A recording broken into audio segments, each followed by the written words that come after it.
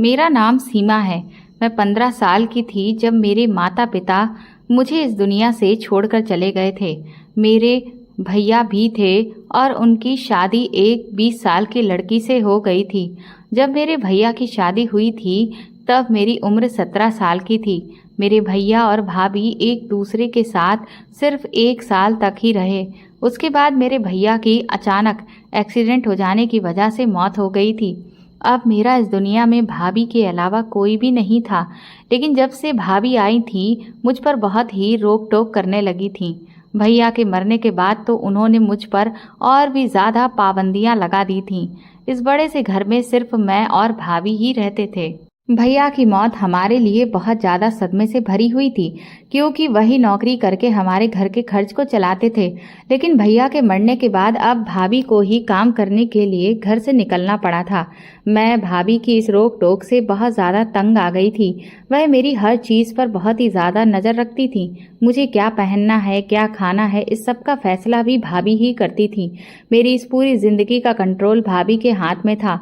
भाभी मुझसे उम्र में लगभग 5 या 7 साल बड़ी होंगी।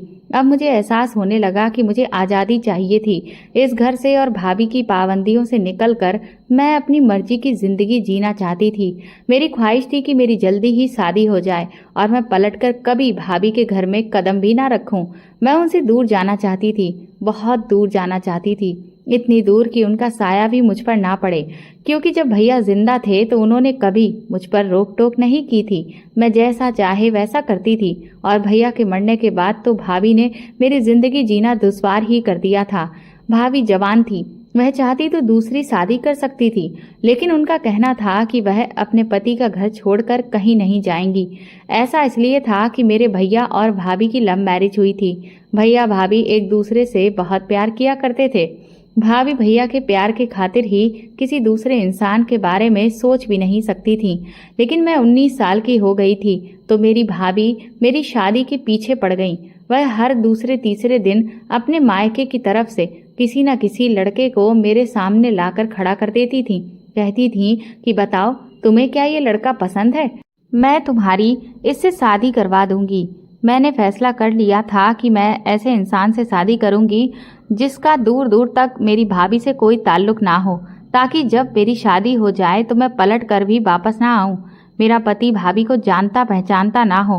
पहले तो मैं बहुत इंतजार करती रही कि भाभी शादी कर लें, क्योंकि लोग उनसे शादी करने के लिए कहते थे।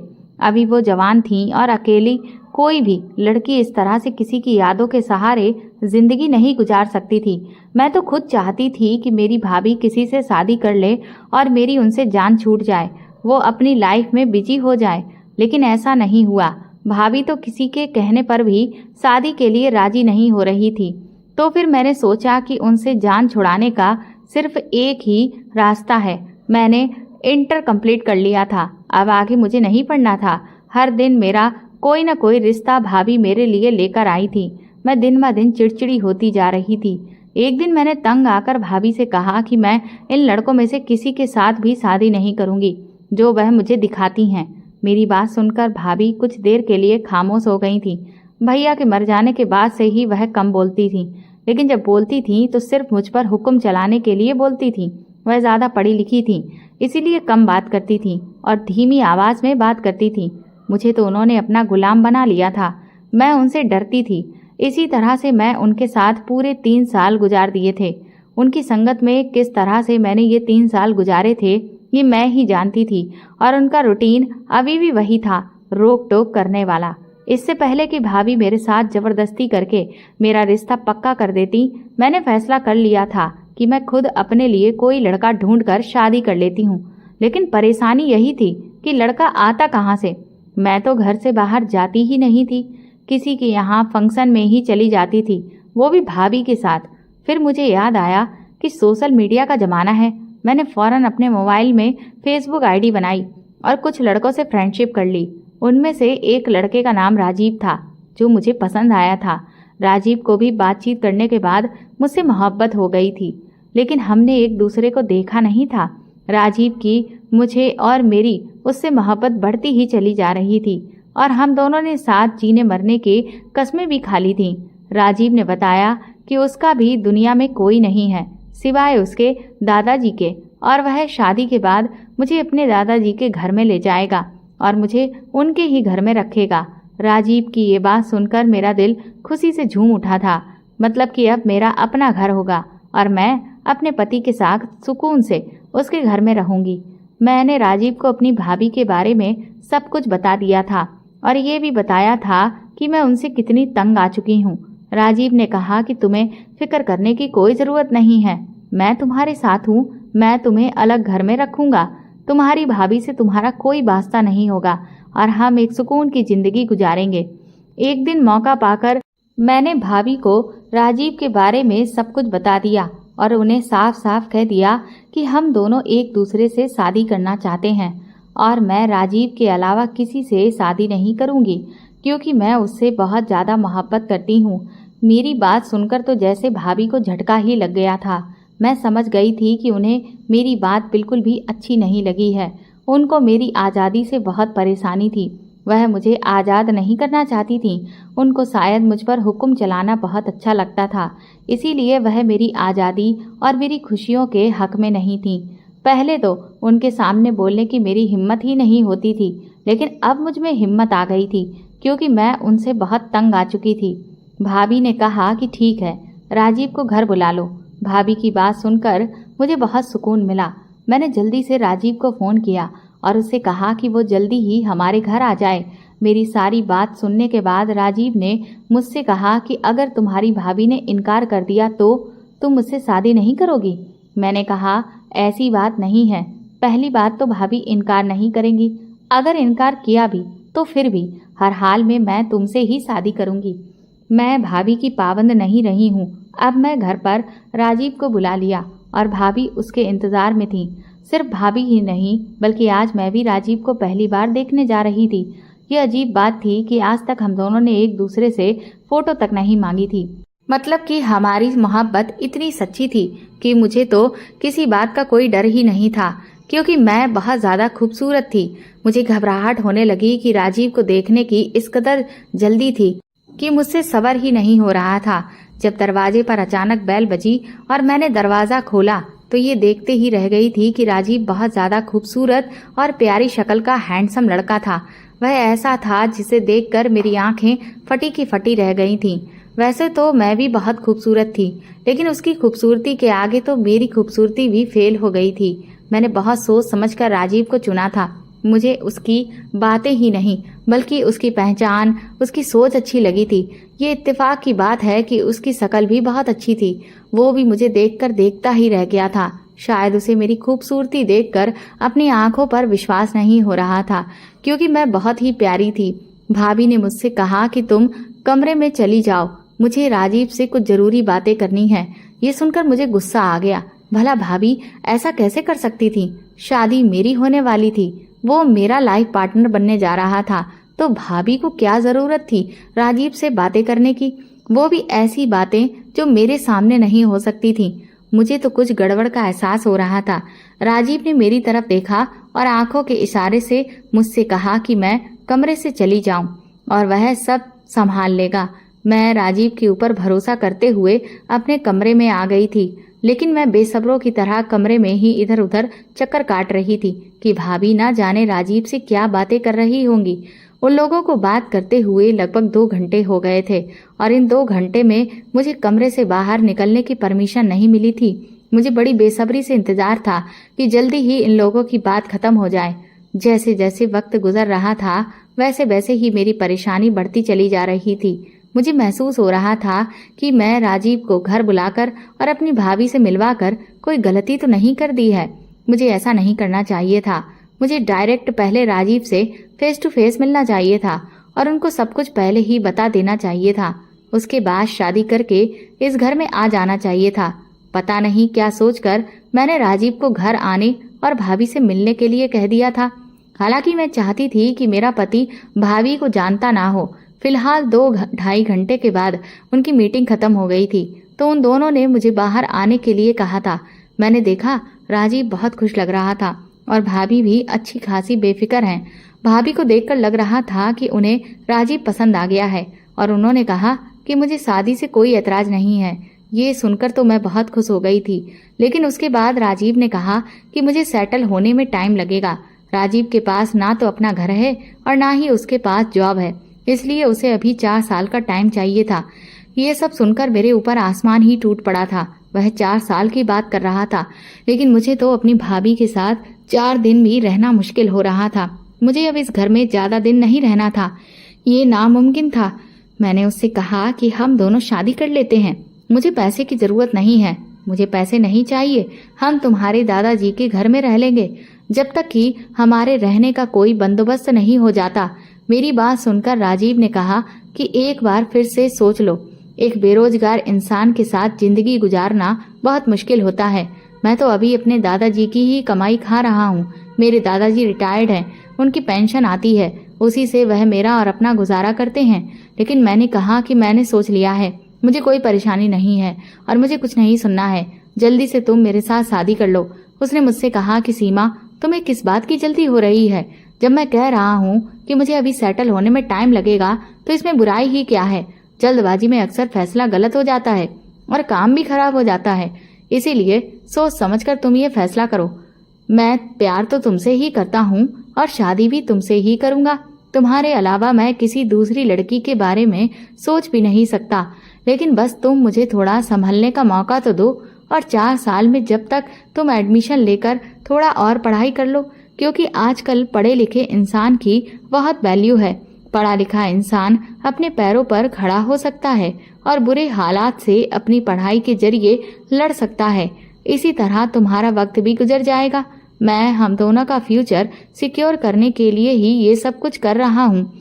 मैंने उससे कहा कि तुम्हें पता भी है राजीव कि तुम ये क्या कह रहे हो? 4 साल बहुत होते हैं, मैं 4 साल तक का इंतजार नहीं कर सकती। मैं तो बिल्कुल भी राजीव की बात पर राजी नहीं हुई थी। मैंने साफ इनकार कर दिया था कि मैं इतना लंबा इंतजार नहीं कर सकती। राजीव ने कहा कि मेरे पास शादी करने के लिए भी पैसा नहीं है। मैंने कहा तो कोई बात नहीं, हम लोग मंदिर में सिंपल तरीके से शादी कर लेंगे। राजीव मुझे बहुत प्यार करता था, इसलिए उसने मेरी बात मान ली और 1 हफ्ते के बाद ही मंदिर में जाकर हम दोनों की सादगी से शादी हो गई और मैं अपनी भाभी का घर छोड़कर हमेशा के लिए अपने पति के साथ उसके दादाजी के घर में आ गई थी। लेकिन मुझे नहीं पता था कि मैं एक नरक से निकलकर दूसरे नरक में जाने वाली हूँ। भाभी की परेशानी ये थी कि वह ज्यादा बोलती नहीं थी और जब बोलती थी तो उनकी रोक टोक भरी बातों से मेरे तन बदन में आग लग जाती थी। और राजीव के दादाजी की ये परेशानी थी कि वह बहुत बुरा और उल्टा सीधा बोलते थे। कहने को तो राजीव उनका पोता था, लेकिन उसके दादाजी के अंदर ठूस ठूस कर ईगो भरा हुआ था। वह कुछ भी कह दिया करते थे और कहते टाइम सोचते ही नहीं थे। मुझे राजीव के साथ देखकर वह झटके से खड़े हो गए और उन्होंने चीखना चिल्लाना शुरू कर दिया। उन्होंने राजीव को खूब जोर जोर से डांटना शुरू कर दिया। कहने लगे कि मेरे पास अपने खाने के लिए तो पैसे नहीं हैं, तू तो खुद मुझ पर बोझ है और शादी करके लड़की भी घर ले आया। तेरे अकेले का ही खर्च मुझसे नहीं उठाया जा रहा था और तूने ये कैसे सोच लिया कि मैं तेरी पत्नी का भी खर्चा उठा लूंगा? मैं बूढ़ा आदमी अपनी पेंशन के पैसे से गुजारा कर रहा हूँ, तुझे कुछ एहसास है या नहीं? हमारी छोटी सी झोपड़ी में सिर्फ 2 ही तो कमरे हैं और 1 बाथरूम। हमारे इस घर में किसी तीसरे के रहने की गुंजाइश तो बिल्कुल भी नहीं है और ये बात तू अच्छी तरीके से जानता है, फिर भी इस लड़की को उठाकर मेरे घर पर ले आया। राजीव के दादाजी बोलते ही चले जा रहे थे और मैं दरवाजे की चौखट पर खड़ी हुई उनकी सारी बातों को सुन रही थी। मेरा दिल कर रहा था कि अगर ये आदमी राजीव का दादाजी नहीं होता तो मैं इसका मुंह तोड़ देती। क्या वह अपने पोते की खातिर इतना भी नहीं कर सकते थे? मुझे एहसास हो रहा था कि यहाँ आने के बाद तो मेरी और भी ज्यादा इंसल्ट होने वाली है। इस वक्त मुझे अपने आप पर शर्म आ रही थी। मेरी इतनी इंसल्ट तो कुल मिलाकर सारी जिंदगी में भाभी ने भी नहीं की थी और इधर राजीव के दादाजी ने तो एक ही दिन में ही सारी कसर पूरी कर दी थी। राजीव अपने दादाजी को समझा रहा था और बहुत कुछ बोल रहा था, उन्हें राजी करने की बहुत कोशिश कर रहा था।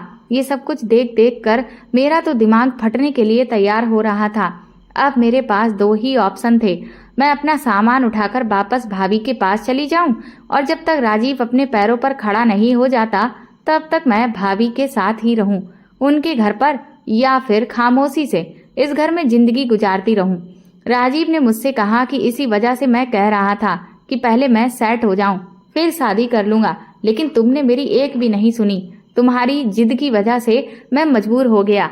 मेरा तो यही ठिकाना है, यही मेरी जिंदगी है और मेरा यही घर है। अगर तुम कहो तो मैं तुम्हें तुम्हारी भाभी के घर वापस छोड़ आता हूँ। वहां पर तुम सुकून से रहो, जब तक मैं अपना कोई बंदोबस्त कर लूंगा। उसके बाद हम दोनों खुशी खुशी ही रहेंगे।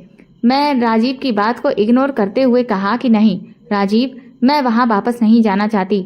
मैं वहां वापस जाने की सारी उम्मीद खत्म कर दी है। अब घर मैं वापस गई तो भाभी से नजर मिलाने के काबिल नहीं रहूंगी। जो भी है, जैसा भी है, मुझे यहीं पर रहना है। मैंने अपने दिल पर पत्थर रखकर राजीव से ये बात कही और अपने आंसुओं को छुपा लिया।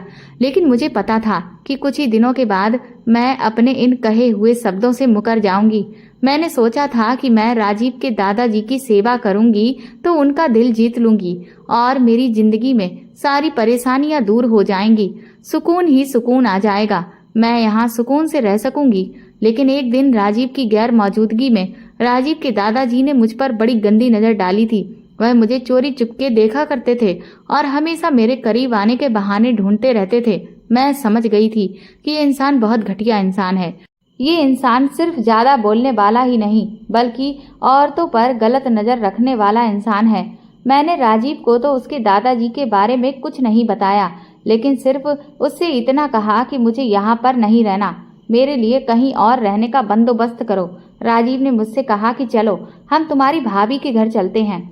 मैंने उससे कहा कि मैं वहां पर नहीं जाना चाहती। राजीव कहने लगा, तुम्हारी भाभी तो इतनी अच्छी है, पता नहीं क्यों तुम अपनी भाभी को इतना बुरा समझती हो। मुझे तो तुम्हारी भाभी बहुत अच्छी लगती है। उन्हें तुम्हारी बहुत फिक्र लगी रहती है। वो अक्सर तुम्हारे बारे में परेशान भी रहती है। राजीव की बातें सुनते ही मेरे सर पर आसमान टूट पड़ा था। मैंने कहा, क्या मतलब है तुम्हारा कि उनको मेरी फिक्र लगी रहती है? क्या तुम मेरी भाभी से मिलने गए थे या फिर तुम्हारी उनसे बातचीत होती है? मुझे सब कुछ सच सच बताओ। राजीव, मैंने राजीव से एक साथ कई सवाल कर डाले थे। वो हड़बड़ा गया था। कहने लगा, नहीं नहीं, मेरी उनसे उस दिन के बाद से कोई बातचीत नहीं हुई है। मैं तो ऐसे ही अपने आप से आइडिया लगाकर कह रहा था। मैं समझ गई थी कि जरूर राजीव के दिल में कोई चोर है। फिलहाल मैं उससे प्यार करती थी और मैं उसकी बात पर यकीन कर लिया था। राजीव सुबह के टाइम पर नौकरी ढूंढने के लिए घर से निकल जाता था और रात को देर से ही घर वापस आता था। ये वक्त मेरे लिए बहुत परेशानी से गुजर रहा था। घर में सिर्फ मैं और राजीव के दादाजी होते थे। उनके डर से मैं सारा दिन अपने आप को कमरे में ही बंद रखती थी। इस छोटे से घर का ये छोटा सा कमरा था। मुझे इस कमरे के अंदर बहुत ज्यादा घुटन महसूस होती थी। इस घर के मुकाबले में तो हमारा घर काफी बड़ा था और बहुत अच्छा बना हुआ था। मैं अपना इतना अच्छा घर छोड़कर इस झोपड़पट्टी में रहने के लिए आ गई थी, सिर्फ और सिर्फ भाभी की वजह से। लेकिन अब मेरी हिम्मत जवाब दे रही थी। मुझे कुछ ना कुछ तो करना ही था और मैंने भाभी के पास जाने का फैसला कर लिया था। रात को जब राजीव घर वापस आया तो मैं अपना बैग तैयार कर चुकी थी। मैंने उससे कहा कि मुझे भाभी के घर छोड़ आओ। राजीव मेरी बात सुनकर बेफिक्र हो गया था। उसने कहा कि तुमने बहुत अच्छा फैसला किया है अपनी भाभी के घर जाने का। तुम वहां पर सुकून से रहो जब तक मैं नौकरी नहीं मिल जाती और रहने का बंदोबस्त करता हूँ। राजीव मुझे भाभी के घर छोड़ आया था। भाभी की आंखों में मैंने अपने लिए अजीब सा महसूस होते हुए देखा था। ऐसा लग रहा था जैसे वो आंखों ही आंखों में मेरा मजाक उड़ा रही हों। उन्होंने मुझसे कुछ भी नहीं कहा, लेकिन बस मुझे देखती ही रह गईं। मैं भी उनसे कोई बात नहीं की। अपना बैग उठाकर मैं सीधा अपने कमरे में आ गई थी। आज से पहले मुझे कभी इतनी ज्यादा शर्मिंदगी का सामना नहीं करना पड़ा था जितना ज्यादा आज करना पड़ रहा था। भाभी के सामने मैं जितना अपनी जिंदगी की परेशानी को हल करने की कोशिश कर रही थी, मेरी जिंदगी उतनी ही ज्यादा दुश्वार होती चली जा रही थी। फिलहाल अपने घर, अपने कमरे में वापस आकर मुझे बहुत ज्यादा सुकून मिला था। मुझे परेशानी राजीव के छोटे से घर से नहीं थी, बल्कि उसके दादाजी की गलत नजर से थी। वो सारा दिन घर में ही रहते थे और उनकी वजह से मुझे सारा दिन कमरे में बंद रहना पड़ता था। मैं भाभी और उनके सवाल का सामना नहीं करना चाहती थी, लेकिन फिर भी खाने पीने के लिए तो मुझे बाहर निकलना ही था। अगली सुबह मैं नाश्ता बनाने के लिए किचन में आई, लेकिन सामने का नज़ारा देखकर तो मैं हैरान ही रह गई थी। बाहर सोफे पर मेरी भाभी और राजीव को मैंने आपस में बातें करते हुए देखा। ये देखकर मैं हैरान रह गई थी। मैंने बड़ी हैरानी से राजीव की तरफ देखा। वो इतनी सुबह सुबह यहाँ पर क्या कर रहा था? फिर मेरी नज़र उसी के बराबर में रखे हुए बैग पर पड़ी। राजीव ने मुझे देखकर कहा कि दादाजी ने मुझे घर से निकाल दिया है, मैं तुमसे मिलने आ रहा था। भाभी ने कहा कि अपना सामान यहीं पर ले आओ, इस घर को अपना ही घर समझो, और इनका कहना है कि मैं यहाँ पर जब तक चाहे रह सकता हूँ। वैसे तो मुझे इस बात पर खुश होना चाहिए था कि मेरा पति मेरे साथ रहने के लिए आया है, लेकिन खुश होने की बजाय मैं परेशान हो गई थी। मेरी परेशानी की वजह राजीव का यहाँ आना, यहाँ पर रहना नहीं था। मेरी परेशानी की वजह ये थी कि मेरी भाभी ने उसे यहाँ रहने के लिए बुलाया था, वो भी मुझसे पूछे बिना। राजीव जैसे समझदार इंसान से मुझे ऐसी उम्मीद हरगिज ही नहीं थी कि वह अपनी पत्नी की मायके में रहना चाहेगा। जितना मैंने उसे जाना था, वह एक बहुत ही खुददार इंसान था। वह हमेशा अपनी खुददारी की बातें करता था, लेकिन आज उसकी खुददारी कहाँ चली गई थी? मैं हैरान थी। वो चाहता तो अपने किसी फ्रेंड के घर भी जा सकता था, अपने किसी रिलेटिव के यहाँ जा सकता था, लेकिन वो एक ऐसे घर में रहने के लिए आ गया था जहाँ पर 2 औरतें थीं। ठीक है, मैं तो उसकी पत्नी थी, लेकिन भाभी से उसका क्या रिश्ता था जो वह उनके कहने पर एकदम ही चला आया था, वो भी अपने सामान के साथ? वो तो ऐसा बिल्कुल भी नहीं था। ये अचानक एक दिन में उसे क्या हो गया था? मैं उसे समझ नहीं पा रही थी। मुझे देखकर वो कहने लगा, क्या हुआ? लगता है तुम्हें मेरे यहाँ आने की खुशी नहीं हुई है। राजीव ने मेरे चेहरे का उड़ा हुआ रंग देख लिया था, तो वह मुझसे सवाल करने लगा। मैंने कहा, नहीं, ऐसी कोई बात नहीं है। तुम्हें यहाँ देखकर मुझे बहुत खुशी महसूस हो रही है। वो बस मैं अभी नींद से जागी हूँ और मेरे सर में दर्द है, इसलिए मैंने ये बात कहकर अपनी बात अधूरी छोड़ दी थी और नाश्ता बनाने में बिजी हो गई थी। मैं राजीव का सामान अपने कमरे में रख दिया था। फिर सोचा कि अच्छा ही हुआ कि राजीव मेरे साथ रहने के लिए आ गया, कम से कम मुझे हौसला मिलेगा। मैंने राजीव से कहा कि मैं नौकरी करना चाहती हूँ, हम दोनों मिलकर कुछ पैसे जमा कर लेंगे और फिर किराए पर घर ले लेंगे। राजीव ने कहा कि नहीं, तुम्हें नौकरी करने की कोई ज़रूरत नहीं है। उसने कहा कि मैं कमाने के लिए बैठा तो हूँ, मेरे होते हुए मेरी पत्नी को नौकरी करने की कोई ज़रूरत नहीं है, ये मुझे अच्छा नहीं लगेगा।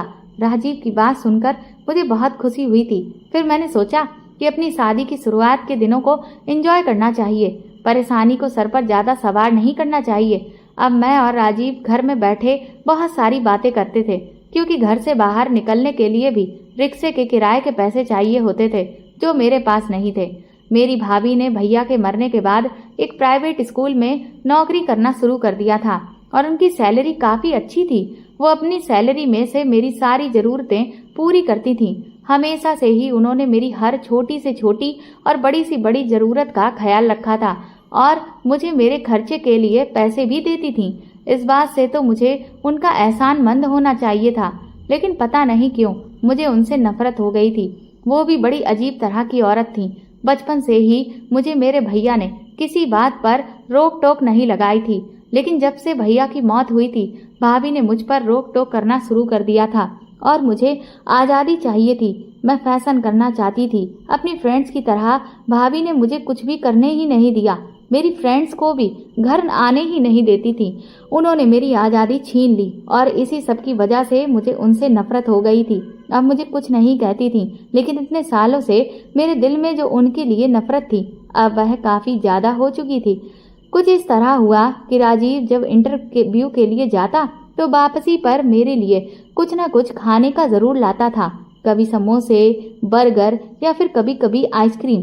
मैं भी उससे पूछती कि तुम्हारे पास इन चीज़ों के लिए पैसे कहाँ से आते हैं, तो वह मेरे सवाल को इग्नोर कर देता था और फिर धीरे धीरे उसने अपना इंटरव्यू देना भी छोड़ दिया था। वो हर वक्त घर में ही फ्री बैठा रहता था। ये चीज़ मुझे बहुत परेशान कर रही थी कि उसे नौकरी की तलाश करनी चाहिए, तो वह कहता था कि मेरी तबीयत ठीक नहीं है। नौकरी तलाश करते करते मैं थक गया हूँ, कुछ दिनों बाद मेरी अच्छी नौकरी लग जाएगी, तुम फिक्र मत करो। जब काफ़ी दिन हो गए तो मैं फिर से उसे दोबारा नौकरी करने के बारे में बात कही। उसने कहा, नौकरियां पेड़ पर तो नहीं होती, मैं बहुत कोशिश करके देख लिया है, मैं अब थक गया हूँ, मुझसे नहीं होगा। ये सब राजीव ने कहा तो मैं हैरान हो गई थी। मैंने उससे कहा कि तुम इस तरह से हाथ पर हाथ रखकर तो नहीं बैठ सकते। मैं तुम्हारी जिम्मेदारी हूँ, मुझे अपना अलग घर चाहिए, मैं यहाँ नहीं रह सकती। तो वह कहने लगा, क्यों नहीं रह सकती हो तुम? यहाँ पर इतना बड़ा घर तो है और इतना अच्छा बना हुआ है और यहाँ पर तुम्हारी जरूरत की हर चीज मौजूद है, तो तुम्हें यहाँ पर रहने में क्या परेशानी है? उसने गुस्से भरे अंदाज में मुझसे ये बात कही तो मुझे भी गुस्सा आ गया। मैंने कहा, मेरी परेशानी मेरी भाभी है और कोई नहीं, मैं उनके साथ नहीं रहना चाहती, सिर्फ इतनी सी बात है। मेरी बात सुनकर राजीव मुझे अजीब अजीब नजरों से देखने लगा और फिर कहने लगा, तुम अपनी भाभी को बेवजह ही इतना ज्यादा अपने दिमाग पर सवार किए हुए हो। तुम्हारी भाभी इतनी अच्छी है और फिर इतनी समझदार भी है, तुम्हारा कितना ज्यादा ख्याल रखती है और तुमने बेवजह उनको बदनाम किया हुआ है। पता नहीं कहाँ से तुम्हारे दिमाग में उनके लिए इतना बड़ा फितूर आ गया है। अपनी भाभी के बारे में राजीव के मुंह से इस तरह की बात सुनकर मेरा मुंह तो खुला का खुला रह गया था। कुछ टाइम के लिए तो मैं कुछ बोल ही नहीं पा रही थी। हालांकि वह किस तरह से मुझसे बात कर रहा था, ऐसे जैसे कि वह उसके साथ की हो। मैंने राजीव से कहा कि तुम जानते हो कि भाभी तुमसे कितनी बड़ी है, तुम मुझे उनके बारे में किस तरह से बता रहे हो? वो कहने लगा, ठीक है वो मुझसे बड़ी हैं, लेकिन तुम्हारी तो भाभी है ना, उन्हें देखकर लगता ही नहीं कि तुम्हारी भाभी वो है और ऐसा लगता है कि जैसे कि वो तुम्हारी बड़ी बहन है। उसने कहा, चलो ठीक है, आज तो मैंने कह दिया है, लेकिन आज के बाद ऐसा कुछ नहीं कहूँगा। राजीव ये कहता हुआ घर के बाहर निकल गया था। उस दिन के बाद से मैं बहुत ज़्यादा परेशान रहने लगी थी। मेरे और राजीव के बीच में दिन ब दिन दूरियां बढ़ती ही चली जा रही थी और मेरी कुछ भी समझ में नहीं आ रहा था। तभी एक रात एक ऐसा अजब हादसा हो गया। रात को अचानक मेरी आंख खुल गई तो मैंने देखा कि राजीव बिस्तर पर मौजूद नहीं है। मैं अपनी आंखें मसलते हुए उठी और उसकी तलाश करने के लिए मैं कमरे से बाहर निकल गई और सोचने लगी कि आखिर इतनी रात को राजीव कहाँ चला गया है। मैं वॉशरूम में जाकर भी देख लिया था, वह वहाँ भी नहीं था। फिर सारा घर छान मारा, वह मुझे कहीं नजर नहीं आ रहा था। जब मैं भाभी के कमरे के करीब से गुजरी तो मुझे बातों की आवाज आ रही थी। तभी मेरे कदम वहीं पर जम गए। दरवाजा थोड़ा सा खुला हुआ था। यह आवाज मेरी भाभी और मेरे पति की थी। मेरे सर पर तो जैसे आसमान ही टूट पड़ा था और मैं हैरान हो गई थी कि मेरा पति आधी रात को आखिर मेरी भाभी के कमरे में क्या कर रहा था। इससे आगे तो मैं कुछ सोच ही नहीं पा रही थी। दरवाजा थोड़ा सा खुला हुआ था। मैंने पूरा दरवाजा खोला तो दरवाजा खुलता ही चला गया और ये देखकर मेरे पैरों तले से जमीन निकल गई कि मेरी भाभी लेटी हुई है और मेरा पति उनके पैर दबा रहा है।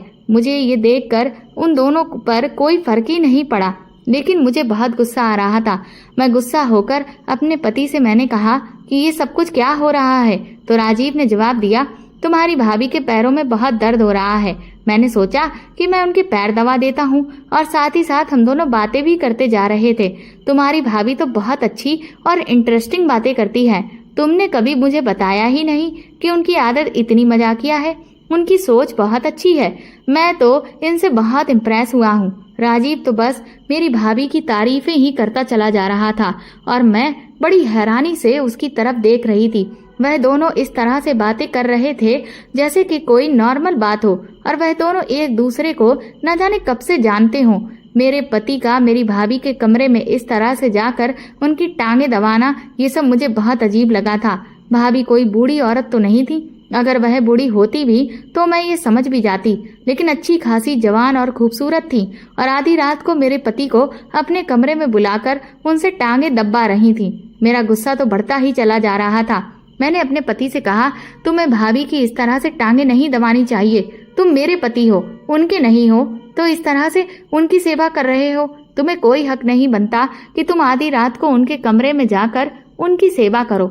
मेरी बात सुनकर मेरे पति को गुस्सा आ गया। वो कहने लगा, मैं सोच भी नहीं सकता था कि तुम्हारी सोच इतनी गंदी होगी।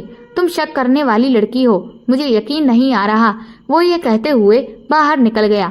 मैं एक नज़र मैंने अपनी भाभी पर डाली, लेकिन उनसे मैंने कुछ नहीं कहा। वह बहुत ज्यादा बेफिक्र लग रही थी, जैसे कि कुछ हुआ ही नहीं हो।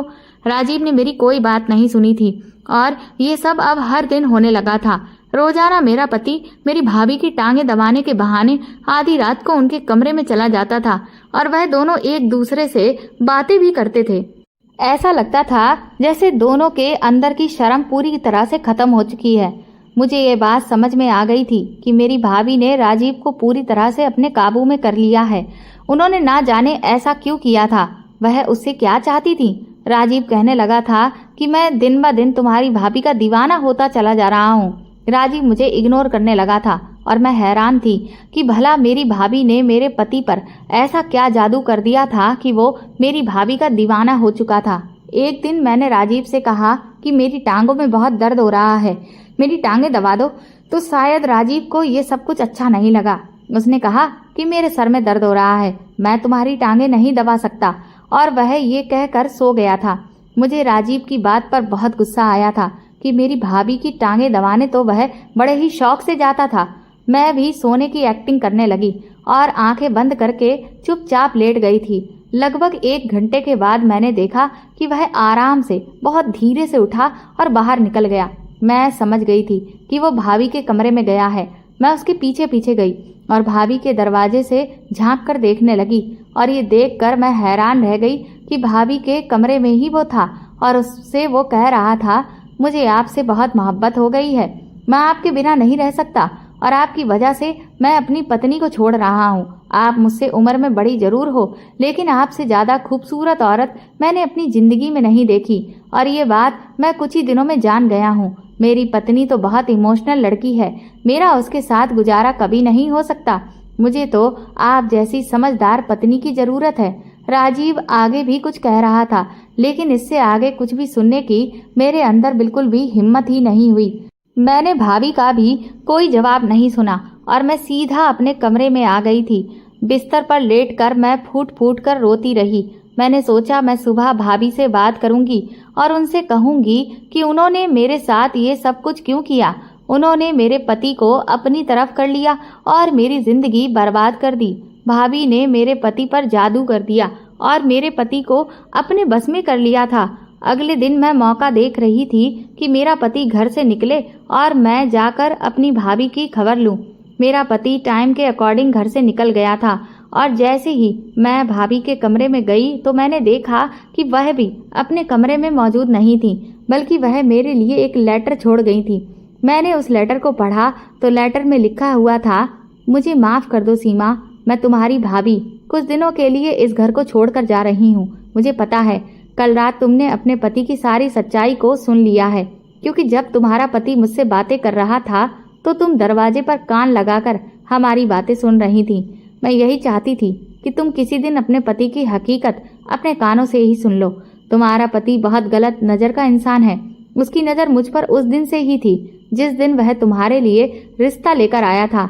वह पहले दिन से ही मुझ पर लाइन मार रहा था।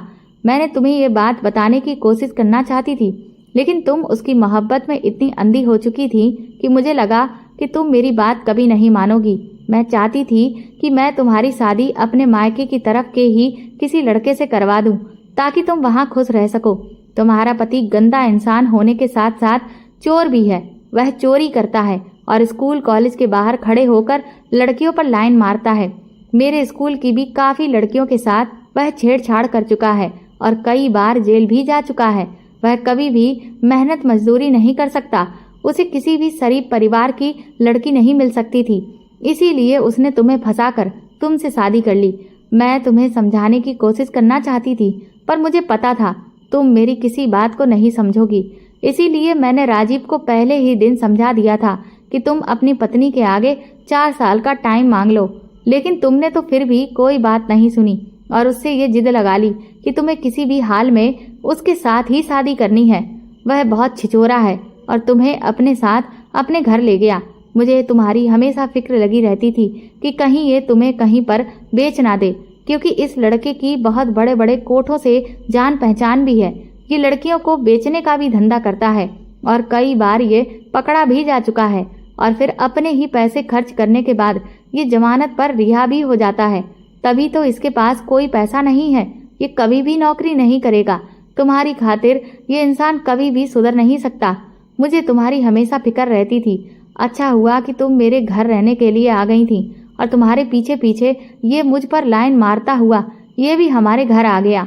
मैंने इसे अपने घर में रहने की परमिशन इसीलिए दी थी ताकि जब ये मेरे करीब आने की कोशिश करेगा तो तुम्हें जलन होगी और तुम धीरे धीरे इसकी हकीकत को समझ जाओगी कि ये किस तरह का इंसान है, और साथ ही साथ तुम मुझे भी गलत समझोगी। इसीलिए मैंने तुम्हारे लिए ये लेटर लिखा है। अगर तुम्हें अभी भी मेरी किसी भी बात पर यकीन नहीं आता तो जैसा तुम्हारा मन करे तुम वैसा करो, लेकिन मैं तुम्हें कभी परेशानी में नहीं देख सकती। मेरा मानना है कि तुम इस इंसान को पुलिस के हवाले कर दो। इस पर बहुत सारे केस चल रहे हैं। शायद तुम्हें नहीं पता कि जब ये लड़का घर से बाहर निकलता है तो अपने चेहरे को रूमाल से छुपा लेता है ताकि इसे कोई पहचान न सके। पुलिस भी इसे ढूंढ रही है। तुम चाहो तो इसे अरेस्ट करवाकर अपनी जान छुड़ा सकती हो। अब फैसला तुम्हारे हाथ में है। मुझे अपनी बहन के घर जाना पड़ रहा है। मुझे वहाँ पर कुछ इमरजेंसी काम आ गया है।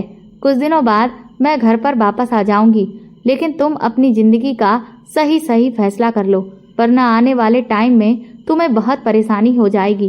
भाभी का लेटर पढ़कर तो मेरे होश उड़ गए थे। क्या भाभी ने इसमें सब कुछ सच सच लिखा था? ये बात सही थी कि वो भाभी के करीब जाने की कोशिश करता था और चोरी चुपके भाभी के कमरे में उनसे मिलने के लिए जाता था। भाभी ने उस पर रोक इसीलिए नहीं की ताकि मैं उसकी सच्चाई अपनी आंखों से देख लूं। मैंने ऐसा ही किया। मैं फौरन घर से बाहर निकल गई और मैंने पुलिस स्टेशन जाकर अपने पति के बारे में सारी इन्फॉर्मेशन निकाली तो ये देखकर मेरी आंखें फटी की फटी रह गई थी कि सच में मेरे पति के खिलाफ पुलिस स्टेशन में बहुत सारे केस चल रहे थे और पुलिस मेरे पति को ढूंढ रही थी। मैंने अपने पति के बारे में पुलिस को सब कुछ बता दिया। पुलिस के कुछ ऑफिसर्स मेरे घर में छुपकर पहले से ही बैठ गए थे और मैंने उनको बता दिया था कि वो किस टाइम तक घर पर आएगा। राजीव जैसे ही घर में दाखिल हुआ, पुलिस वालों ने उसे पकड़ लिया और अरेस्ट कर लिया। इस तरह से मेरी राजीव से जान छूट गई थी। उसने मुझे डाइवोर्स दे दिया था और मैंने एक गहरी सांस भरी थी कि मैं एक बड़ी मुश्किल में जाने से बच गई हूँ। कुछ दिनों बाद भाभी भी घर आ गई थी और उनके घर आ जाने के बाद मैंने उनसे बहुत माफ़ी मांगी और उनसे कहा कि अब आप जैसा कहोगी मैं वैसा ही करूँगी। मैं आपकी तरफ से गलतफहमी का शिकार हो गई थी। भाभी ने कहा, तुम्हारे भैया ने मरते वक्त मुझसे वादा लिया था कि मैं तुम्हारा बहुत ख्याल रखूंगी, इसीलिए मैं तुम पर रोक टोक करती थी क्योंकि जवान लड़की को ये दुनिया खा जाने वाली नजर से देखती है और मैं नहीं चाहती थी कि मेरे पति की बहन के साथ कुछ भी हो, क्योंकि मेरे पति तुम्हारी जिम्मेदारी मेरे हवाले करके गए थे। भाभी ने मेरे लिए बहुत कुछ किया था। मैं उनकी बहुत शुक्रगुजार हूँ और उन्होंने मुझे माफ़ भी कर दिया था। मैंने भाभी के कहने के मुताबिक शादी कर ली थी और मैं अपने पति के साथ अब बहुत खुश रहती हूँ। दोस्तों, सोशल मीडिया का प्लेटफॉर्म अगर हमारे लिए फ़ायदेमंद है तो कभी कभार ये बहुत नुकसानदायक भी हो सकता है। अगर हम सावधानी ना बरतें तो सोशल मीडिया पर मिले हुए लोगों पर आंख मूंद पर हमें कभी भी विश्वास नहीं करना चाहिए। पहले उन लोगों की अच्छे से जांच पड़ताल कर लें और उसके बाद ही किसी निष्कर्ष पर पहुंचे, वरना हम जालसाजी का शिकार हो सकते हैं और अपनी अच्छी खासी जिंदगी को खुद के हाथों ही बर्बाद कर सकते हैं। तो दोस्तों, आपको ये कहानी कैसी लगी हमें कमेंट करके ज़रूर बताएं और प्लीज़ इस कहानी को ज़्यादा से ज़्यादा शेयर और लाइक करके मेरे चैनल को सपोर्ट करें।